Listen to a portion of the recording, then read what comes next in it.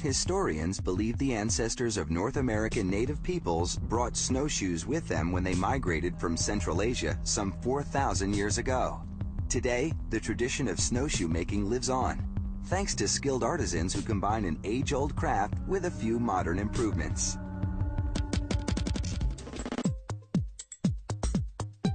Every snowshoe frame comes from a single piece of hard wood, usually white ash. Craftsmen start with a 2-yard strip about 3/4 of an inch thick. Using a planer, they thin the middle down to about 1/2 inch. Then, it's onto a table saw, where each end is tapered to a fine point.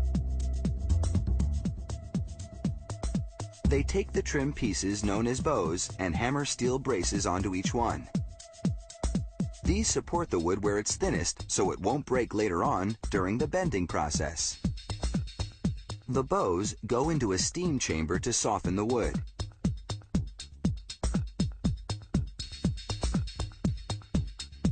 "30 minutes later, they're damp enough to bend without breaking. The craftsmen start working from the middle, the area called the foe, where the wood is thinnest and easiest to bend. They wrap it around a steel form on a bending jig.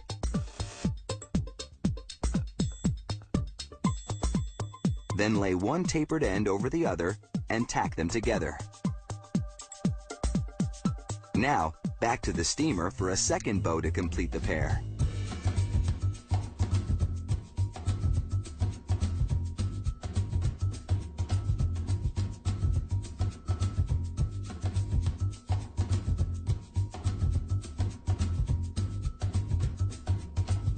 A temporary crossbar helps hold the shape.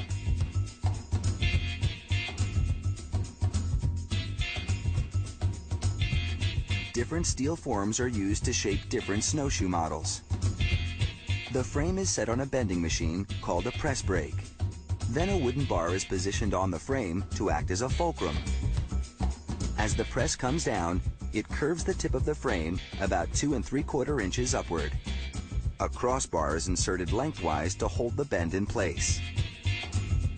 Still damp from the steam chamber, the frames will need to dry out for several days. Only then can the temporary crossbars safely come out. The craftsmen then sand the wood to a smooth finish.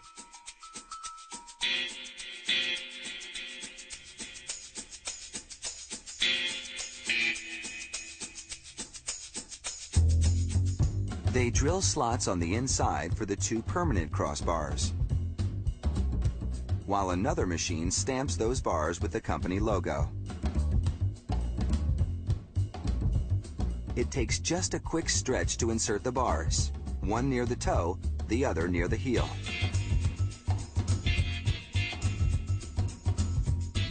Now, the frames go for a dip in a vat of oil-based varnish to seal and waterproof the wood. Once the varnish dries, the frames are ready for lacing.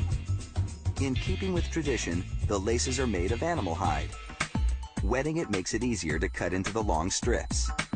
A skilled weaver threads her needle, then begins by hooking the rawhide lace through a nylon thread that runs along the shoe's inside perimeter.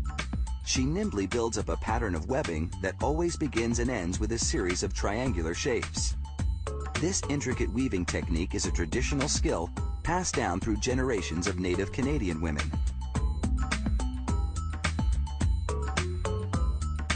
She finishes by wrapping up the heel end of the frame with rawhide, then pulls it tight. Now that the toe piece is finished, she starts weaving the middle piece. Using a large width of rawhide, she builds up another web of triangles, this time knotting the strips directly onto the frame.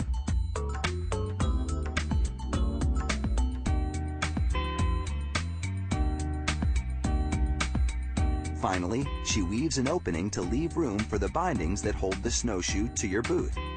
Once the rawhide dries, the webbing will lie taut across the frame. The last step, another coat of varnish to seal and protect both the wood and webbing. And now, these traditional snowshoes are ready to make some tracks.